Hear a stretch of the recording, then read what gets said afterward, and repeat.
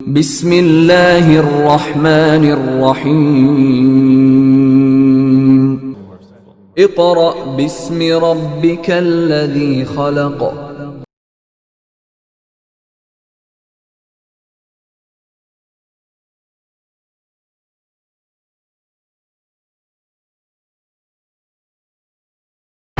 बिस्मिल्लाहिर्रहमानिर्रहीम। मोअज़्ज़िज़ वालिदैन और अज़ीज़ तलबा, अस्सलामु अलैकुम। मेरा नाम अहसन ख़ान है और मैं यहाँ पर आपको केमिस्ट्री पढ़ाने आया हूँ। बेटा, अगर आपको याद होगा तो लास्ट लेक्चर में मैंने आपको रिवर्सिबल रिएक्शन से रेलिवेंट कुछ टॉपिक्स करवाए थे, जिसमें कुछ प्रॉपर्टीज़ भी अवेलेबल थी। फॉर एग्ज़ाम्पल, हमने पेज नंबर 6 के ऊपर फॉरवर्ड और रिवर्स रिएक्शन की प्रॉपर्टीज़ पढ़ी थी। उसके बाद हमने डायनामिक इक्विलिब्रियम की प्रॉपर्टीज़ की डिस्कशन की थी। यकीनन वो आपको समझ आ गई थी। उसके साथ मैंने आपको एक्सरसाइज में से कुछ क्वेश्चंस करवाए थे, जो कि यकीनन आपने नोट डाउन कर लिए होंगे। तो बेटा, आज जो हमारा नेक्स्ट टॉपिक है उसके बारे में मैंने वाइट बोर्ड पे कुछ एक्सप्लेन किया है, कुछ लिखा है। तो आज जो हमारा टॉपिक है, it is law of mass action. आज के टॉपिक का नाम है लॉ ऑफ मास एक्शन। इस चैप्टर का बहुत ही इम्पॉर्टेंट लॉन्ग क्वेश्चन है ये। लॉ ऑफ मास एक्शन क्या है? सबसे पहले मैं आपको ये बताता चलूँ कि लॉ ऑफ मास एक्शन को 1869 में दो साइंटिस्ट थे। The first one is Guldberg and the second one is Waage. तो गुलबर्ग और वेज ने सबसे पहले इस लॉ को प्रपोज किया था, यानी इस लॉ को एक्सप्लेन किया था। वो लॉ क्या था? वो लॉ ये था कि अगर आपके पास कोई भी सब्सटेंस है और उस सब्सटेंस का एक रेट है जिस पे उसने चलना है, यानी कंसंट्रेशंस हैं, उन्होंने चलना है, तो चलते वक्त वो डायरेक्टली प्रोपोर्शनल होंगी। आपने ये बात पहले भी पढ़ी है। डायरेक्ट प्रोपोर्शन का मतलब ये होता है कि अगर एक चीज़ ज़्यादा हो रही है तो दूसरी चीज़ भी क्या होती है? ज़्यादा। जबकि इसके ओपोनेंट एक और टर्म होती है जिसके बारे में हम पढ़ते हैं, which is inversely proportional. Inversely proportional क्या होता है कि अगर एक चीज़ ज़्यादा हो रही है तो दूसरी चीज़ कम हो रही है। तो बाय द वे, इधर ये लिखा हुआ है, the rate at which a substance is directly proportional to it active mass. Active mass का मतलब ये है कि जो भी आप कंसंट्रेशंस लेंगे वो उसके डायरेक्टली प्रोपोर्शनल होगी। क्या चीज़ उसके डायरेक्टली प्रोपोर्शनल होगी? उसने नीचे बताया हुआ है कि उसके प्रोडक्ट की कंसंट्रेशंस, यानी आप फॉरवर्ड रिएक्शन लिखना स्टार्ट करते हैं। आप मिसाल के तौर पे फॉरवर्ड रिएक्शन में लिख देते हैं कार्बन और ऑक्सीजन, ये फॉरवर्ड रिएक्ट करती हैं, कार्बन डाइऑक्साइड बना देती हैं। बीकर का माउथ अगर क्लोज था तो ये दोबारा रिएक्टेंट्स बन जाएंगे, यानी कार्बन प्लस ऑक्सीजन गैस। अब आप ये देख सकते हैं, हमें ये यहाँ पर क्या बात समझ आती है कि अगर हम इन रिएक्टेंट्स की, यानी फॉरवर्ड डायरेक्शन ऑफ रिएक्शन की कंसंट्रेशन को इंक्रीज़ करेंगे तो अल्टीमेटम सी बात है, इनके जो प्रोडक्ट की कंसंट्रेशन है वो प्रोडक्ट की कंसंट्रेशन भी क्या हो जाएगी? इंक्रीज़ हो जाएगी, यानी डायरेक्टली प्रोपोर्शनल हो जाएगी। ठीक है? और ये डायरेक्टली प्रोपोर्शनल सिर्फ उन्हीं के दरमियान होगी जो कि इस रिएक्शन के अंदर एक दूसरे के साथ क्या कर सकेंगे? रिएक्ट कर सकेंगे, यानी ये रिएक्टिंग सब्सटेंस कहलाएंगे। ठीक है बेटा, मैं आपको एक बात और बताता चलूँ, क्योंकि ये लॉ है और आपको पता है कि लॉ के अंदर कुछ ऐसी बातें होती हैं जिन्हें हमें बीइंग अ रूल बना के चलना पड़ता है। तो आपको मैं ये बताता चलूँ कि इस लॉ के अंदर दो रूल्स हैं जिनको आपने अप्लाई करना है। अगर वो रूल्स आप अप्लाई करेंगे तब ही ये लॉ जो है ये आपको वेरीफाइड आंसर्स देगा। तो आपका रूल नंबर 1 ये है कि आपने जो भी कंसंट्रेशन लेनी है, जो भी अमाउंट लेनी है, जो भी वैल्यू लेनी है, न्यूमेरिकल वैल्यू, उस वैल्यू का यूनिट हमेशा मोल पर डीएम क्यूब होगा। अब ये मोल पर डीएम क्यूब पढ़ते कैसे हैं, मैं आपको ज़रा इसको ओपन करके बता देता हूँ। इसमें मोल पर का मतलब होता है ये माइनस। आप मोल के बाद डीएम लिखेंगे, पर का मतलब माइनस, और 3 को क्या कहते हैं? क्यूब। तो इधर आपने याद रखना है कि इसको हम कहते हैं पर का मतलब नेगेटिव। तो आप इसको मोल पर डीएम क्यूब पढ़ेंगे। ठीक है? अगर आप इसको यूँ नहीं लिखना चाहते तो इसको लिखने का एक और तरीका भी है, वो ये है कि आप मोल लिखें और उसकी डिवीजन में डीएम क्यूब लिख दें। या आपको पता होगा कि अगर एक वैल्यू मल्टीप्लाई होते वक्त अगर माइनस में है उसकी पावर, तो जब उसको डिवाइड करते हैं तो उसकी पावर का साइन क्या हो जाता है, चेंज हो जाता है। ठीक है, ये मैंने आपको समझाने के लिए बताया, लेकिन आपने इसकी निस्बत इस फॉर्म को ज़्यादा प्रेफर करना है क्योंकि बार बार चैप्टर में ये फॉर्म यूज़ होगी। पढ़ना कैसे से, मोल पर डीएम क्यूब। तो आपसे पहला जो रूल है मैंने डिस्कस किया कि आपकी जो भी वैल्यूज़ होंगी आपने वो तमाम की तमाम तर वैल्यूज़ का यूनिट जब भी लेना है according to law of mass action, उसका unit mole per dm cube होगा। And the second rule is कि आपने जो भी वैल्यू लेनी है उस वैल्यू को आपने एक स्क्वायर ब्रैकेट के अंदर क्लोज करना है। तो ये आपका दूसरा रूल है कि आपने उसको रिप्रेजेंट कैसे करना है, एक स्क्वायर ब्रैकेट के अंदर। ठीक है, अब सवाल ये उठता है कि हमें कैसे पता चलेगा कि ये दोनों रूल अप्लाई हुए हैं। तो मैं आपको ये बता दूं कि लॉ ऑफ मास एक्शन के अंदर एक एग्जांपल दी गई है रिवर्सिबल रिएक्शन की, जो मैं यहाँ पर आपको अभी एक्सप्लेन कर देता हूँ, जिससे आपको ये दोनों रूल्स की समझ आ जाएगी। तो बेटा एग्जांपल जो है बड़ी ही सिंपल सी है। उसने बुक पे जो राइटर है उसने सपोज़ किया है, वो कहता है आप मिसाल के तौर पे सपोज़ कर लें कि आपके पास कोई ए चीज़ है, बी चीज़ है, सी चीज़ है और डी है। कोई सी 4 वैल्यूज़ हैं, A B C D, random. ठीक है, अब हम इस पर रूल अप्लाई करेंगे। रूल पहला तो ये होगा कि आपने इन चारों वैल्यूज़ को किस में कन्वर्ट करना है, ब्रैकेट्स में। तो आप लिखेंगे ए को करली ब्रैकेट में, बी को भी किस में लिखेंगे, करली ब्रैकेट में, सी को भी किस में लिखेंगे, करली ब्रैकेट में, और डी को भी किस में लिखेंगे, करली ब्रैकेट। ओके, तो करली ब्रैकेट सब में आ गई, एक रूल अप्लाई हो गया। अब हम इस पर दूसरा रूल अप्लाई करेंगे कि इन सब का यूनिट क्या होगा। इन सब का यूनिट ये होगा, ये आपने याद रखना है कि ए का अगर आपसे यूनिट कोई पूछेगा तो आप लिखेंगे ब्रैकेट उसी तरह, लेकिन ए का यूनिट क्या होगा, मोल डीएम पर क्यूब या मोल पर डीएम क्यूब। इसी तरह बी का यूनिट क्या होगा, same unit mole DM per cube या मोल per dm cube. Same for next. ठीक है, इस तरह करके ये आप जो है इनके यूनिट्स लिखेंगे। ये मैंने लिखे इसलिए ताकि आपको याद रहे कि आपने जब भी इस करली ब्रैकेट के अंदर कोई भी चीज़ लिखनी है, उस करली ब्रैकेट के अंदर आप जो भी चीज़ लिखेंगे उसका यूनिट क्या होगा, मोल पर डीएम क्यूब। अब हम इस रिएक्शन को आगे लेके चलते हैं। अभी फ़िल वक्त मैं ये रेस कर रहा हूँ, स्पेस की प्रॉब्लम है थोड़ी सी, इस वजह से इसको अगर मैं रेस कर रहा हूँ तो इसकी वजह यह, मैं इसको मज़ीद एक्सप्लेन करूँगा क्योंकि ये रिवर्सेबल रिएक्शन की एग्जांपल है। तो अब हमने सपोज़ कर ली 4 वैल्यूज़ और उनको किस में ले लिया, ब्रैकेट में। रूल एक अप्लाई कर लिया। दूसरा रूल आपने माइंड में याद रखना है कि इनके यूनिट्स क्या है, मोल पर डीएम क्यूब। अब हम इसके ऊपर अप्लाई करेंगे अकॉर्डिंग टू इस पर अप्लाई करेंगे लॉ। कौन सा law, law of mass action. वो लॉ क्या था वो मैं आपको बता देता हूँ। अब आपने सबसे पहले तो इसमें देखना है रेट ऑफ फॉरवर्ड रिएक्शन। लेकिन अब सवाल यह है कि ये फॉरवर्ड कैसे होगा, हमने तो अभी इसका रिएक्शन बनाया ही नहीं है। तो इन वैल्यूज से आपने खुद रिएक्शन इसका बनाना है, क्रिएट करना है। वो ये होगा कि आपके पास कोई ए चीज़ है प्लस आपके पास कोई बी चीज़ है, आपने रिवर्सेबल एरोज लगाए और उससे कोई सी चीज़ बन गई और उसके साथ क्या बन गई, डी। ठीक है, ये आपके पास इसका रिएक्शन बन जाएगा। अब आपको पता है जब ए और बी ऐड होकर सी और डी बनाएंगे तो ये फॉरवर्ड डायरेक्शन होगी, के कांस्टेंट होगा, तो स्मॉल के कांस्टेंट को रिप्रेजेंट कर रहा है और एफ स्मॉल फॉरवर्ड को रिप्रेजेंट कर रहा है। इसी तरह जब सी और डी स्प्लिट करके दोबारा ए और बी बनाएंगे तो के कांस्टेंट को रिप्रेजेंट कर रहा है और स्मॉल आर रिवर्स डायरेक्शन को क्या कर रहा है, रिप्रेजेंट कर रहा है। अब आप ये सोच रहे हैं कि ये के क्यों लग रहा है। बेटा के इसलिए लग रहा है कि जब ए और बी चलेंगे, सी और डी बनाएंगे तो ये स्टेप बाय स्टेप बनाते जाएंगे बनाते जाएंगे बनाते जाएंगे और एक वक्त ऐसा आएगा कि जितने भी रिएक्टेंट्स हैं वो रिएक्ट करके क्या बना देंगे, प्रोडक्ट बना देंगे। और जब प्रोडक्ट बन चुकी होंगी तो आपके पास उस वक्त आप यह कहेंगे कि अब आपकी फॉरवर्ड डायरेक्शन कांस्टेंट हो चुकी है, यानी अब मज़ीद फॉरवर्ड डायरेक्शन चलेगा नहीं। इसी तरह सेम बात आप किसके लिए कहेंगे, रिवर्स के लिए।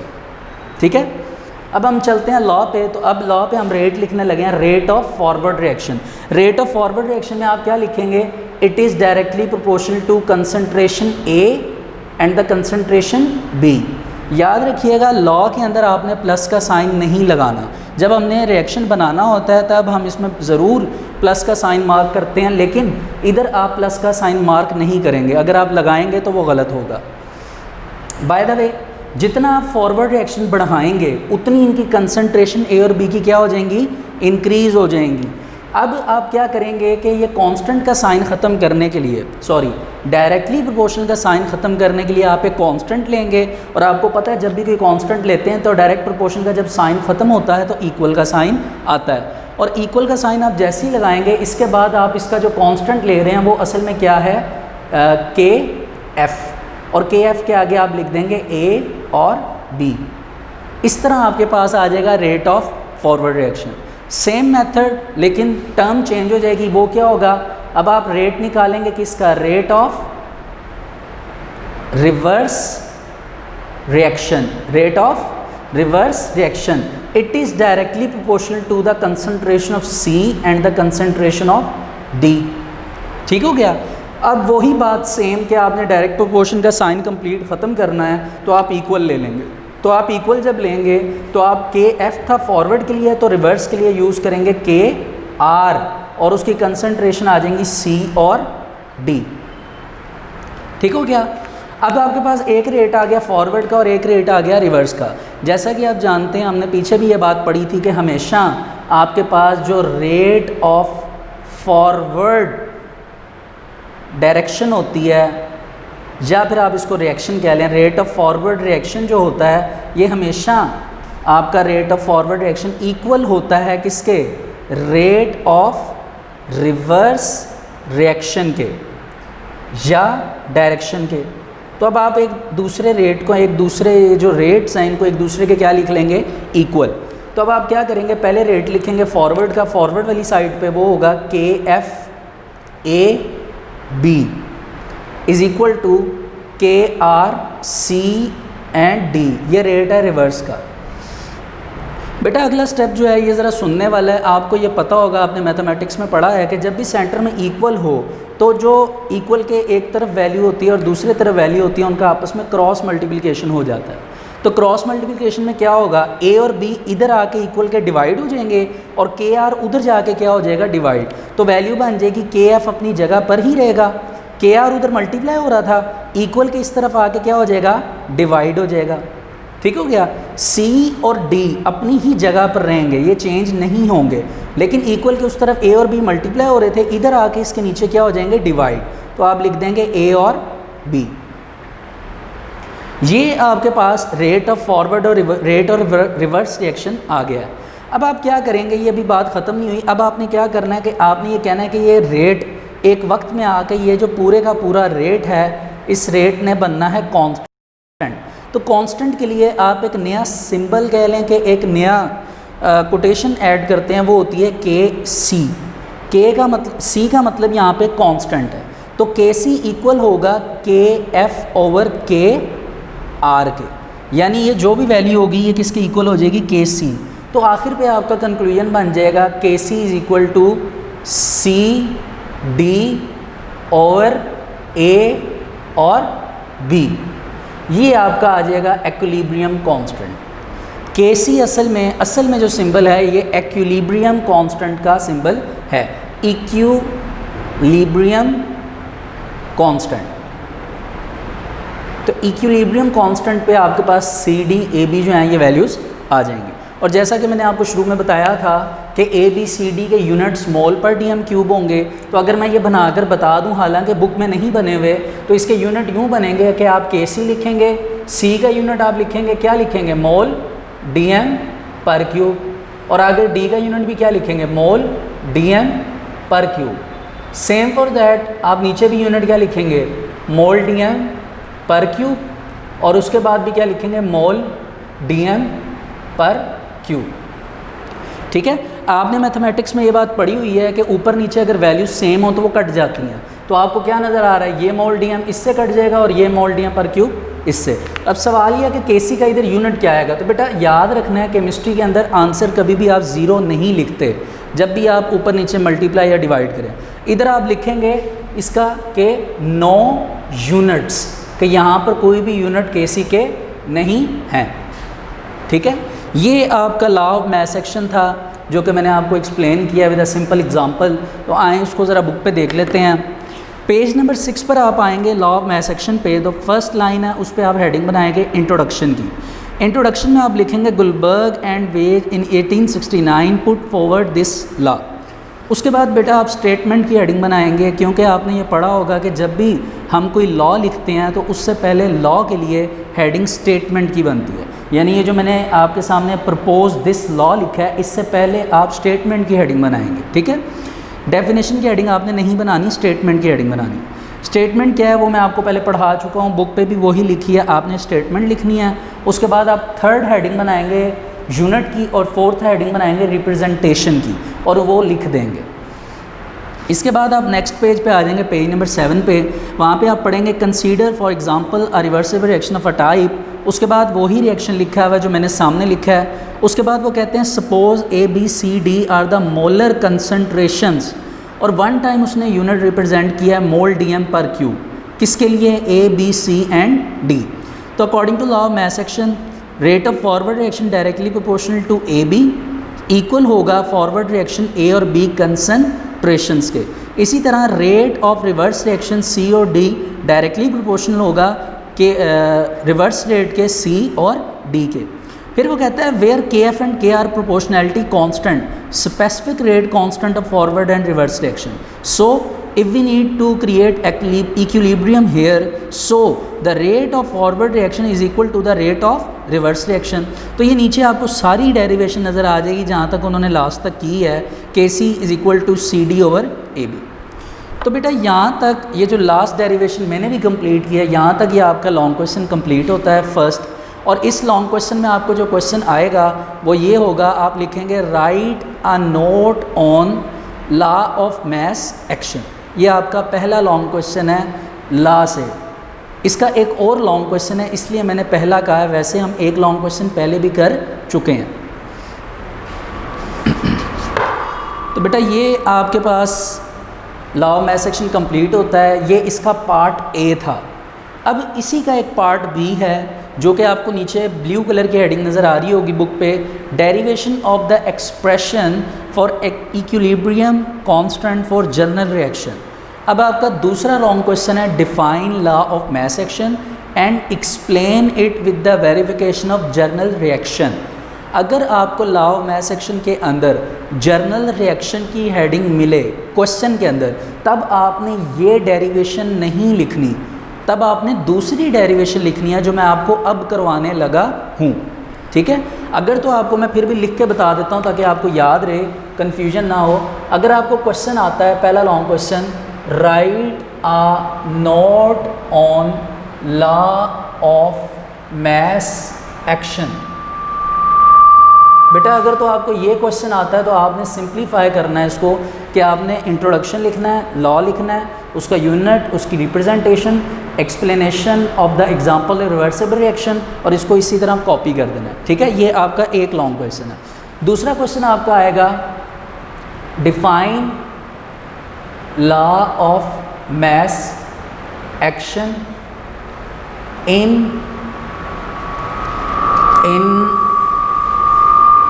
in term of journal derivation। बेटा जब आपको ये लॉन्ग क्वेश्चन आएगा जर्नल डेरिवेशन के नाम से, तब आप क्या करेंगे, तब आप ये करेंगे कि पहले तो आप वो ही लिखेंगे लॉ ऑफ मैथ सेक्शन के बारे में, क्या कि सबसे पहले आप उसका इंट्रोडक्शन लिखेंगे, उसकी स्टेटमेंट लिखेंगे, उसका यूनिट लिखेंगे, उसकी रिप्रेजेंटेशन लिखेंगे। लेकिन इसके बाद आप ये वाली एग्जांपल की एक्सप्लेनेशन नहीं करेंगे, आप इस ब्लू हेडिंग पर आएंगे और यहाँ से एक्सप्लेनेशन करेंगे। अगर तो आपको ये लॉ की एग्जांपल समझ आई है तो अगली एग्जांपल बहुत सिंपल है, इट इज़ क्वाइट सिंपल। तो मैं अब आपको वो एग्जांपल एक्सप्लेन करने लगा हूँ।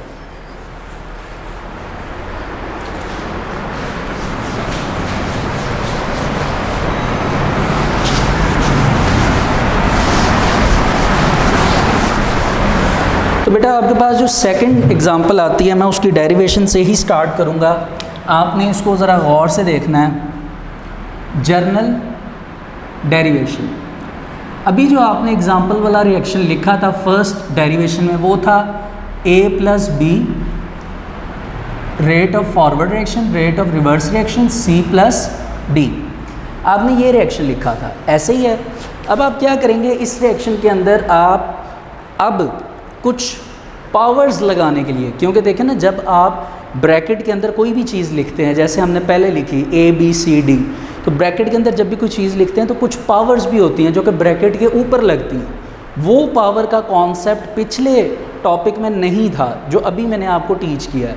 वो पावर का कॉन्सेप्ट जो है वो इसके थ्रू लगेगा। वो कैसे कि अगर आपने यहाँ पे capital A, capital B, capital C और कैपिटल D लिया है, तो आप यहाँ पर इसके साथ small a, small b, small c और स्मॉल d लेंगे। ABCD स्मॉल, ठीक है। इसके बाद आप इस लॉ को उसी तरह लिखेंगे तकरीबन जिस तरह आपने पहले लॉ के बारे में लिखा था, क्योंकि पीछे से जो स्टेटमेंट है वो लॉ की सेम है, ठीक है। तो इसके लिए आपको ये रिएक्शन लिखने के बाद पेज नंबर आना पड़ेगा 8 पर। जैसे ही आप पेज नंबर 8 पर आएंगे तो थोड़ा सा चेंज है, वो मैं आपको बता देता हूँ कि उन्होंने इस लॉ के अंदर रेट ऑफ फॉरवर्ड रिएक्शन के बारे में जब लिखा according to law of mass action, तो वो ये था कि उन्होंने रेट डिफरेंट यूज़ किया। Capital RF directly proportional A और B और ब्रैकेट लगा दी ऐसे। लेकिन अब इसमें थोड़ा सा चेंज है, इस कैपिटल R का मतलब भी रेट ही है। अगर आप देखें तो रेट का कैपिटल R ये उसने वो ही कॉपी किया है, ठीक है। Rate of forward reaction is directly proportional to bracket A and the bracket B, but the question arises here कि कैपिटल A के साथ स्मॉल a और कैपिटल B के साथ स्मॉल b कहाँ जाएगा। तो बेटा असल में ये स्मॉल a जो है ये कैपिटल A की ब्रैकेट के ऊपर उसकी पावर बन जाएगा। इसी तरह B भी कैपिटल B के ऊपर उसकी ब्रैकेट के बाहर स्मॉल b उसकी क्या बन जाएगी, पावर बन जाएगी। ये बात आपको समझ आई है, गुड। इसी तरह आप नीचे रेट ऑफ रिवर्स रिएक्शन लिखेंगे, तो रेट ऑफ रिवर्स रिएक्शन के लिए भी आप R स्मॉल r यूज़ करेंगे। Capital R for rate and the small r for reverse reaction. It is directly proportional to C एंड D। अब C के ऊपर भी आप उसकी पावर में स्मॉल c लिखेंगे और D की पावर में स्मॉल d, ठीक हो गया। अब वो आगे क्या कहते हैं, वो आगे कहते हैं कि जो कैपिटल RF है, rate of forward reaction is equal to rate of reverse reaction, ठीक है। अब मैंने ऊपर एक स्टेप मिस किया, वो मैं इधर लिख देता हूँ कि अगर आप कैपिटल RF लिखें या फिर आप स्मॉल k के नीचे f लिखें तो एक ही बात है। बात समझ आ रही है ना। KF is the rate of forward reaction, capital RF is also the rate of forward reaction, सिर्फ उसने थोड़ा सा उसको एक्सपैंड किया है इसलिए। तो KF की जगह आप क्या लिखेंगे, KF के साथ वो आप लिख देंगे A और उसकी पार, उसी तरह B और उसकी पार, और ये इक्वल हो जाएगा सेम KR आ जाएगा। KR में आप क्या लिखेंगे, C उसकी पार और D उसकी पार, सेम। अब आप उसको क्या करेंगे, क्रॉस मल्टीप्लाई करेंगे।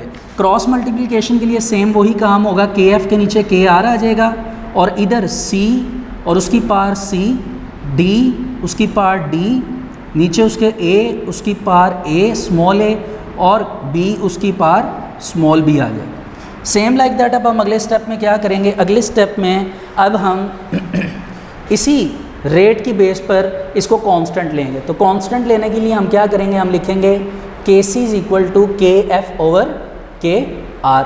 तो अब इसका कांस्टेंट जब हम बनाएंगे तो इसका कांस्टेंट ये बनेगा, हम लिख देंगे KC इज इक्वल टू, मैं उस स्टेप को रिपीट कर रहा हूँ, नीचे शायद आपको नज़र ना आए, KF over KR is equal to KC। तो अब आप इसकी जो वैल्यूज़ होंगी वो KC के इक्वल लिख देंगे, तो वो ये होंगी कि KC is equal to C उसकी पार C, D उसकी पार D और A उसकी पार A एंड B उसकी पार B। इस तरह ये आपके पास प्रोपोर्शनैलिटी कांस्टेंट आ जाएगा KC का, और ये आपका सेकंड लॉ जो है इसमें क्या हो जाएगा, कंप्लीट हो जाएगा। ये आपका आंसर होगा। तो बेटा इसमें और पिछला जो हमने लॉ किया था उसकी एग्जांपल की थी, इनमें जो बेसिक डिफरेंस है वो ये है कि इस लॉ के अंदर आपने पार्ट्स बनाई हुई हैं। ये पार्ट्स का क्या फ़ायदा है, ये जब मैं आपको आगे मज़ीद न्यूमेरिकल्स करवाऊंगा उन न्यूमेरिकल्स के अंदर आपको ये बात समझ आएगी कि इन पार्ट्स का कितना ज़्यादा बेनिफिट है और इनका कितना ज़्यादा यूजेज है।